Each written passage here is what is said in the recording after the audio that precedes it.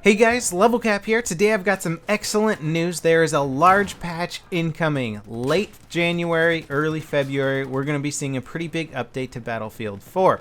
Now, they haven't disclosed every single patch detail. We should be getting this soon, but we have gotten a list of some vehicle tweaks that are incoming. There's also hinting that there's going to be some netcode updates, which who knows how extensive that is, and I would understand why DICE wouldn't want to get too specific with it, because I imagine with their track record so far, they don't want to commit to saying anything like we've fixed the netcode, because it's such a fickle thing that I feel like they won't really know until they launch a patch and millions of players play it, and we can decide for ourselves if the game is playing smoothly or not. Now, when it comes to the details that we do know about the patch so far, and there could be a lot of stuff added to this before it comes out, but what we know so far that's going to be changed is the mobile anti-aircraft tank is getting some reductions. The first thing is that instead of being able to carry 6 anti-air missiles, it will only be able to carry 4 at a time. This is going to help good helicopter pilots combine their countermeasures with dodging abilities to actually survive a bit better. Before, if you're out in open space, there was literally no way to survive an anti-air attack just from lock-on missiles. You could deploy countermeasures, and then the AA tank still had enough missiles left over to take you down pretty quickly. The other big change is that the 20mm cannon, the primary weapon for the AA tank, has an incredibly fast bullet velocity, projectile velocity of 1,200 meters per second. This has been reduced to 800 meters per second. This way you're going to have to lead a little bit more for further away targets. It's going to make it far less effective at hitting targets at a range. So it's significantly going to reduce its effectiveness at range and require a lot more skill with anticipating where you need to shoot in order to hit the aircraft. Last thing, and this is actually a total of 3 different reductions, big reductions on the anti-aircraft tank, and you know when there's 3 nerfs to one vehicle, that vehicle must have been pretty darn overpowered to begin with, is the active radar missiles are getting nerfed significantly. The first thing is that their cone of guidance is being reduced, so you actually have to get the missiles pretty darn close to the aircraft before they'll lock on and auto-target. And on top of that, they have reduced the flipping effect that missiles have had against helicopters. The biggest issue with active radar missiles is that if you were moving or banking or doing any sort of maneuver, and one of these missiles hit you and you had no warning or or idea if they were coming at you, then it would just flip the helicopter over. You would crash. The AA tank driver would not get kills for it. You would just get a killed in action, and it was incredibly overpowered. It pretty much just ruined the engagements and the duels between AA tanks and helicopters. So this has been prevented. This has been stopped, and I think these 3 changes, these are massive changes by the way, are really going to help balance out the AA tank and actually allow players and skilled players using some of the air vehicles to get a little bit more work done.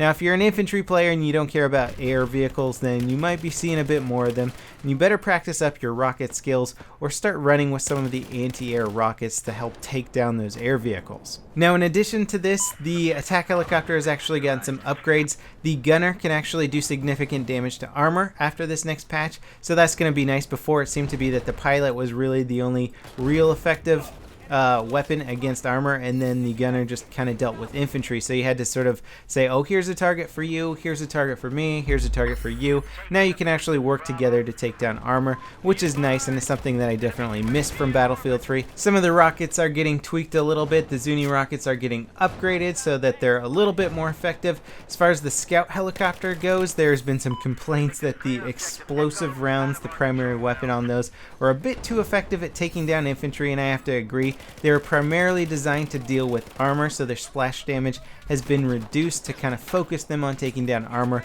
rather than being great for both infantry and armor. Concerning tank and anti-tanks, the MBT Law, which is the basic rocket launcher that all engineers get, the one that seems to auto-target, has now had that range at which it auto-targets reduced, so you have to be more accurate with it. And I will say, a group of engineers with MBT Laws, it was so easy for them to take out armor with very, very little skill required. It's also been, the reload time on that one has been increased. I like this a lot because I'm a big fan of dumbfire rocket launchers, ones that require a lot more skill and timing and prediction of where your opponent is going to move to. I really like games that favor skill, and the MBT law has just always been a weapon that doesn't involve that quite so much. So any sort of reductions to sort of push players away from the easier to use weapons and into some of the more skillful weapons, I'm a big fan of. The effectiveness of M2 slams has been reduced. The radius at which they deal maximum damage to armor has been reduced from 6 meters to 3 meters. I think this is a great upgrade. Slams just kind of infect every vehicle intensive map. Every engineer has them. They throw them everywhere. They blow up vehicles so easily. And there was essentially no reason to choose mines over slams prior to this. Hopefully this nerf to slams will make engineers think, do I want to use mines? Do I want to use slams? And it'll bring back a little variety to the engineer class. In terms of tanks, the staff shell has had its maximum damage reduced. Before, if you wanted to run a tank that was just purely anti-armor and all it did was damage to other armor, you could run with your high explosive shells and a staff shell, and you could just alternate between the two and dish out maximum damage, basically winning any tank battle out there. So they've reduced the damage of the staff shell to try and give other tank drivers or other heavy armor drivers a little bit better of a chance to get away from somebody who's just decked out purely for anti-armor. Now that's just a taste of the tweaks coming. Hopefully there's going to be some more information about the patch before it launches. Stay tuned to the Battlefield blog for more information on that front. In other news, February is going to be Player Appreciation Month for Battlefield 4. Now, I'll admit I was a bit skeptical. I thought there was just going to be a bunch of double XP events, which seems to be the go-to for DICE when they're trying to appease their crowd here. But there's actually some really cool stuff coming in February. First of all, you're going to want to log in every single day on Battlelog. Even if you're not going to play, just logging in will earn you a bronze or silver battle pack. The total battle packs you can get here will actually add up to about 30 hours of gameplay. That's how long it would take you to get these battle packs on average. So that's not bad for just logging in, so make sure you do that. There will of course still be some double XP weekends. We're also getting shortcut bundles. Now what this means is you're going to be able to unlock all the pistols. You're also going to be able to unlock all the DMRs and all the shotguns. These are 3 weapon classes in the game that are very hard to unlock. I know, I went through them all one at a time, unlocking each one. It took me for freaking ever, and I was trying really hard every day, putting in tons of hours, and it still took me a long time.